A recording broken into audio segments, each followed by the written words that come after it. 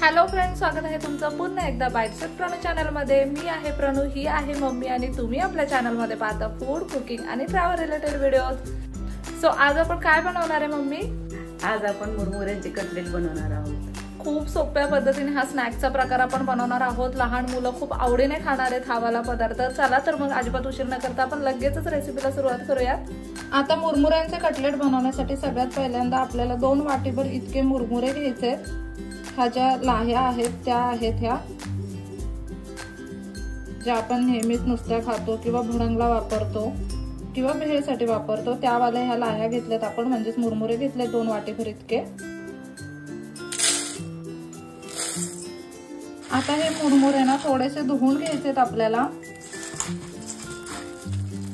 खूप जास्त वेळ हे पाण्यात ठेवायचे नाहीयेत, नाहीतर मऊ पडतील। फक्त धुवून घ्यायचेत अशा पद्धतीने। लगेचच 5-10 सेकंड मध्ये हे मुरमुरे आपण धुवून घेतलेले आहेत आणि त्यानंतर हे अशा पद्धतीने आपण चाळणीवरती ठेवलेले आहेत। त्यातलं पाणी काढण्यासाठी पूर्णपणे खाली हे पातेलं आहे। थोडंसं हाताने ते मुरमुरे आपल्याला दाबून घ्यायचंय, जेणेकरून जे एक्स्ट्राचं पाणी ते सुद्धा निघून जाईल। आता हे मुरमुरे ना एका पातेल्यामध्ये आपल्याला काढून घ्यायचे। त्यातलं पाणी पूर्णपणे आपण नितळून घेतलेलं आहे। आता ना याच्यामध्ये आपल्याला काही इंग्रेडियंट्स ऍड करायचे। सगळ्यात पहिल्यांदा आपल्याला यामध्ये बेसन टाकायचंय। साधारणतः 2 चमचे इतकं बेसन आपण यामध्ये टाकूयात। 2 चमचे इतकं तांदळाचं पीठ टाकायचंय आपल्याला यामध्ये। एक छोटा बारीक चिरलेला कांदा टाकायचा आहे। बारीक चिरलेली कोथिंबीर टाकायची आहे। साधारणतः 2 ते 3 हिरव्या मिरच्या आपण इथे चिरून घेतल्या त्या टाकूयात यामध्ये। पाव चमचा धने पावडर टाकायची आहे। पाव चमचा जिरे पावडर टाकायची आहे। पाव चमचा हळद टाकायची आहे। चवीप्रमाणे मीठ टाकायचं आहे। अर्धा चमचा आमचूर पावडर यामध्ये टाकायची आहे आपल्याला। हे सगळं एकदा व्यवस्थित मिक्स करून घेऊया।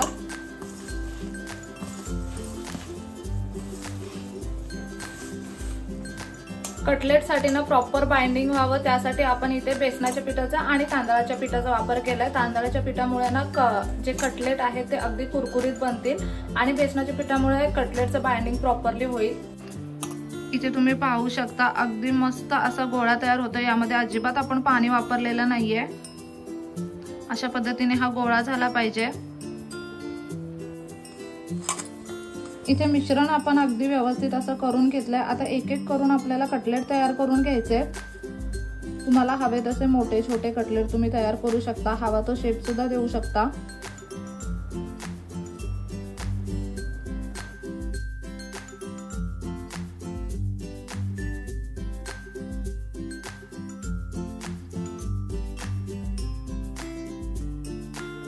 आपण इथे ना अशा पद्धतीने एक कटलेट तयार करून घेतला। आता अशाच पद्धतीने बाकीचे कटलेट तयार करून घ्यायचे आहेत। कटलेट बनवताना ना कटलेटला कोणताही शेप दिला तरी चालतो। आपण इथे ना चौकोनी शेप दिलाय कटलेटला। तुम्ही तुमच्या आवडीप्रमाणे गोल किंवा बदाम वगैरे सुद्धा बनवू शकता।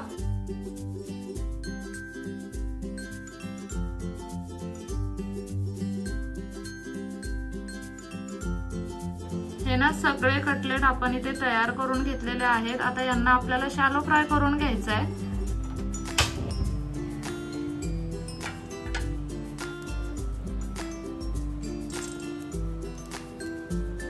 इथे मस्त असा एक तवा घेतलाय आपण आणि त्याच्यावरती ना तेल गरम करायला ठेवून दिलंय। कटलेट आहेत ते आपल्याला शॅलो फ्राय करून घ्यायचे आहेत।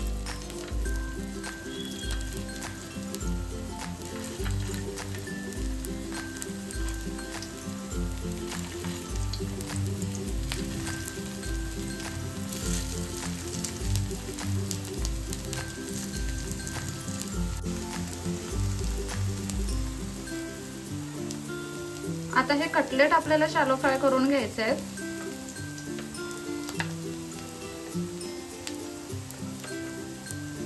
मस्त असे मीडियम लो फ्लेम वरती हे कटलेट आपण शॅलो फ्राय करून घेऊयात। आधी एका बाजूने त्यांना मस्त असं क्रिस्पी करून घ्यायचं आणि मग पलटून दुसऱ्या बाजूने सुद्धा क्रिस्पी करून घ्यायचं आहे।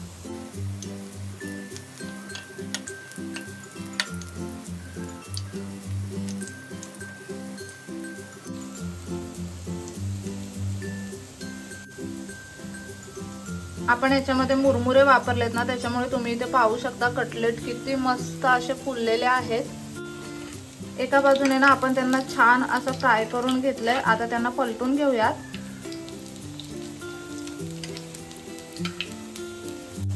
आता दुसऱ्या बाजूने सुद्धा हे कटलेट आपल्याला मस्त असे फ्राय करून घ्यायचे आहेत।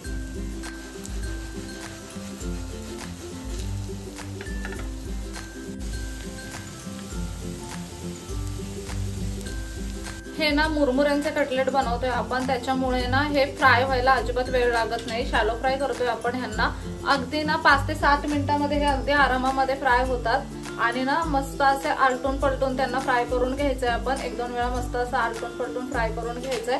पहिल्यांदा जेव्हा कटलेट तेलामध्ये सोडू ना, तेव्हा लगेचच त्यांना पलटायचं नाहीये। एका बाजूने व्यवस्थित फ्राय होऊन द्यायचं आणि त्याच्यानंतरच पलटून दुसऱ्या बाजूने फ्राय करून घ्यायचंय।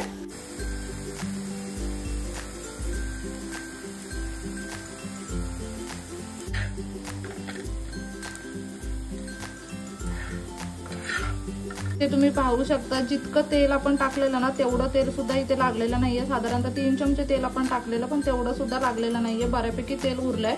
आता ह्यांना आपण टिश्यू पेपर मध्ये काढून घेऊयात।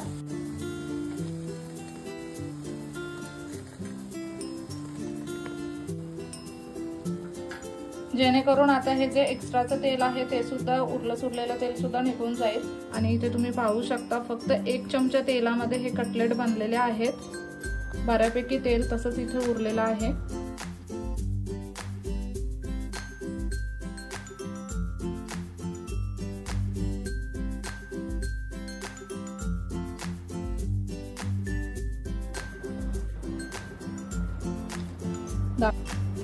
इथे तुम्ही पाहू शकता कटलेट किती छान असा झालाय, किती क्रिस्पी झालाय ते मी तुम्हाला दाखवते। तुम्ही पाहू शकता अगदी मस्त क्रिस्पी असा हा कटलेट झालाय दोन्ही बाजूने। आपण ह्याला तोडून बघूयात। आतून सुद्धा मस्त असं सगळं बेसन वगैरे व्यवस्थित शिजलं गेलंय। आतून सॉफ्ट आणि बाहेरून क्रिस्पी असा हा मुरमुऱ्यांचा कटलेट बनवून खाण्यासाठी तयार आहे। इथे तुम्ही पाहू शकता अगदी मस्त असे हे मुरमुऱ्यांचे कटलेट बनवून तयार आहेत। खूप सोप्या पद्धतीने हे कटलेट आपण बनवलेत आणि अतिशय कमी वेळामध्ये हे कटलेट बनतात। कोणतीही पूर्वतयारी करावी लागत नाही। घरगुती सामानांमध्ये हे कटलेट आपण बनवले आहेत। अगदी छान गरमागरम असतानाच आता हे कटलेट आपण टेस्ट करणार आहोत। तुम्हाला जर आवडत असेल तर हे कटलेट तुम्ही नुसते सुद्धा खाऊ शकता किंवा अशा पद्धतीने चटणीमध्ये डिप सुद्धा करून खाऊ शकता। आता आम्ही दोघी वेगवेगळे टेस्ट करतोय। मम्मी चटणी मधला टेस्ट करेल आणि मी विदाऊट चटणी टेस्ट करते। बघूया कोणता छान लागतोय।